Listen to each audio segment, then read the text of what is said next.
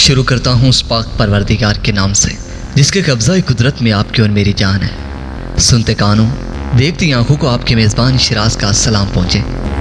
नाज़रीन ग्रामी, आज की वीडियो में हम बात करेंगे कि पाकिस्तान और भारत के दरमियान जो मामलात चल रहे हैं, दोनों मुल्कों का बच्चा बच्चा जानता है। नाज़रीन मोहतरम, भारत आज अपनी जिस अटैक और डिफेंस टेक्नोलॉजी पर उतराता फिर रहा है, वो इसको कोल्ड स्टार डॉक्ट्राइन का नाम देते हैं। और अगर हकीकत के करीब जाकर बात की जाए तो पाकिस्तान के पास इतना असला नहीं है कि वो इस डॉक्ट्राइन का 10% भी मुकाबला कर सके।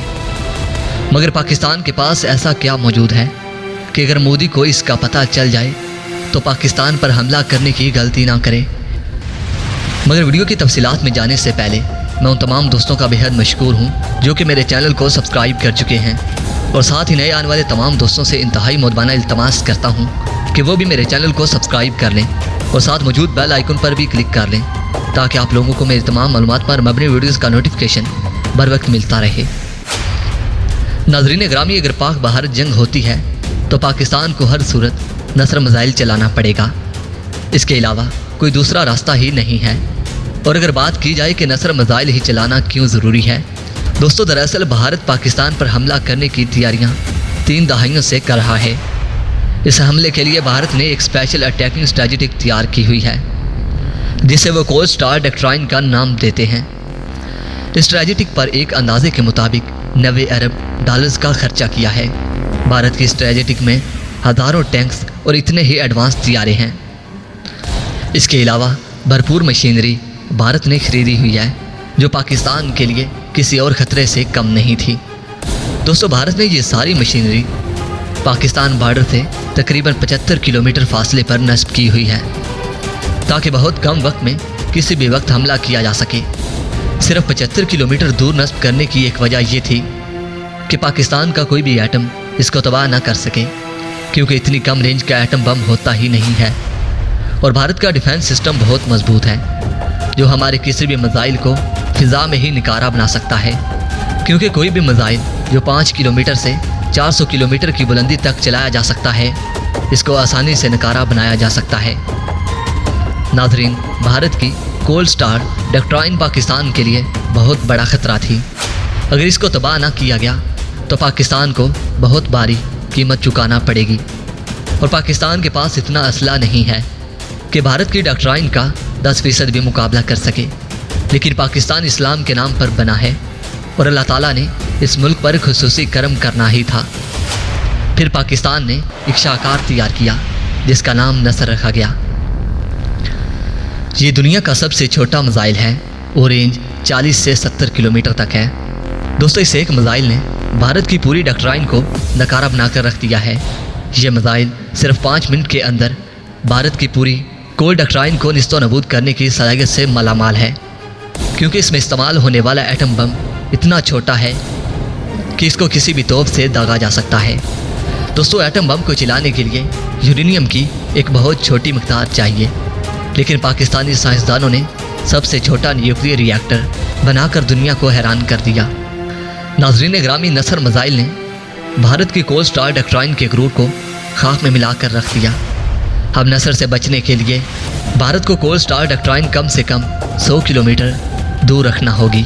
अगर वो जंग के दौरान ज़रा सी भी आगे आई तो नसर मिसाइल की जद में आएगी। दोस्तों नसर वो वाहिद मिसाइल है जो जंग में ऐसे चलेगा जैसे रवायती बम चलते हैं, लेकिन इसकी तबाही करोड़ों बमों के बराबर होगी। नाज़रीन, अगर मोदी नसर मिसाइल के बारे में मुकम्मल जान ले तो रहती दुनिया तक कभी भी पाकिस्तान पर हमला करने की गलती ना करे।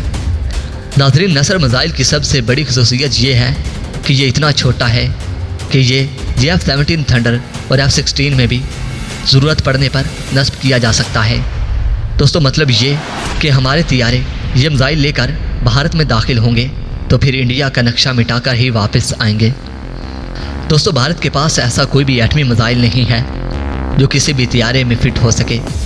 नाज़रीन, नसर 1 किलोमीटर से भी कम बुलंदी पर परवाज़ करने की सलाहियत रखता है, इसलिए भारत इसको नकारा भी नहीं बना सकता। दोस्तों नसर पाकिस्तान की फतह है और पाकिस्तान का फ़ख्र। नाज़रीन, नसर का तोड़ भारत के पास नहीं है और अकेला नसर ही पूरे भारत की मौत है। नाज़रीन ग्रामी, अगर आप अपने साइंसदानों और अपने शेर दिल जवानों से प्यार करते हैं तो कमेंट सेक्शन में पाक फौज जिंदाबाद, पाकिस्तान पाइंदाबाद का नारा ज़रूर लगाइएगा। नाज़रीन ग्रामी, कोबरा सांप दुनिया के खतरनाक सांपों में शामिल होता है। ये सांप जहर बला तो है ही सही, लेकिन इसके सूंघने की सलाहियत और रात को देखने की सलाहियत भी कमाल की है। इस सांप की खसूसियात को देखते हुए बेल हेलीकॉप्टर कंपनी ने एक हेलीकॉप्टर को बेल AH-1 कोबरा का नाम दिया है। दोस्तों, ये हेलीकॉप्टर सिर्फ कोबरा नाम पर ही मुनहसर नहीं है, बल्कि कोबरा सांप जैसी इसमें खसूसियात भी पाई जाती हैं। ये single engine 2 blade router attack helicopter है। यह हेलीकॉप्टर एक अरसा तक अमेरिकन जंगी बेड़े के लिए बैकबोन साबित हुआ है, लेकिन फिर AH-64 अपाची हेलीकॉप्टर आ जाने के बाद इसे रिप्लेस कर दिया गया। लेकिन अब भी ये हेलीकॉप्टर अपने जदीद वेरिएंट्स के साथ बहुत से मुल्कों में अपनी खिदमात सर अंजाम दे रहा है। नाजरीन, 1968 में इस हेलीकॉप्टर को वियतनाम जंग के दौरान मुतारफ़ करवाया गया, जबकि इसकी फर्स्ट फ्लाइट 7 सितंबर 1965 को हुई थी। दोस्तों, 1968 से 2019 तक अमेरिका ने तकरीबन 1116 के करीब ऐसे हेलीकॉप्टर बनाए हैं। दोस्तों, इस हेलीकॉप्टर की पर यूनिट कास्ट 11.3 मिलियन $, है और ये कीमत 1995 की है और अब इसकी कीमत अपग्रेड वेरिएंट के साथ 30 मिलियन अमेरिकी डॉलर तक पहुंच गई है। दोस्तों, इस वक्त इसके 2 किस्म के वेरिएंट हैं। एक सिंगल इंजन पर मुश्तमिल है और दूसरा TWIN इंजन पर मुश्तमिल है।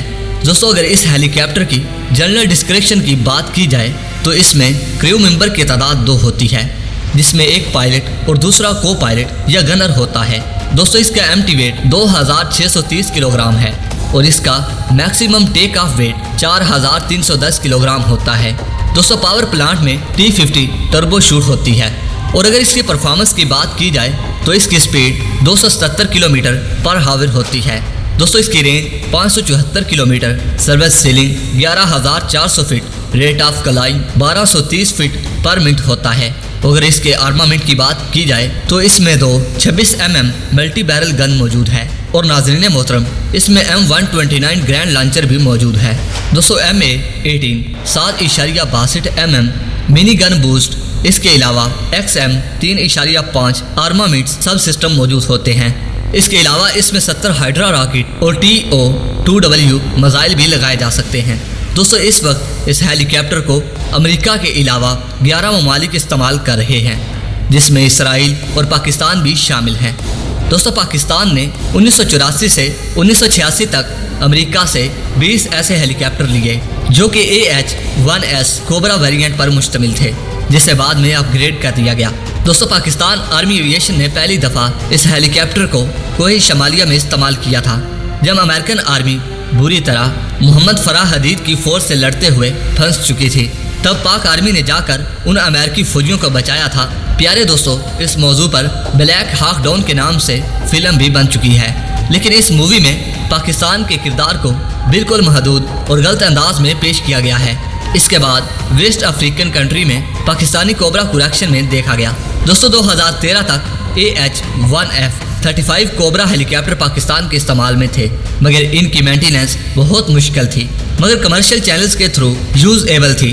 पाकिस्तान आर्मी के पास मौजूद AH-1FS कोबरा हेलीकॉप्टर्स के बेड़े को अपग्रेड करने के लिए अमेरिका ने $7,50,000 फराहम किए थे। दोस्तों, इसके अलावा तुर्की ने भी इन हेलीकॉप्टर्स के स्पेयर पार्ट्स पाकिस्तान को फ्री में दे दिए थे। प्यारे दोस्तों, पाकिस्तान ने बार बार अमेरिका से बेल AH-1 सुपर कोबरा खरीदने का मुतालबा किया था ताकि मौजूदा कोबरा से रिप्लेस किया जा सके।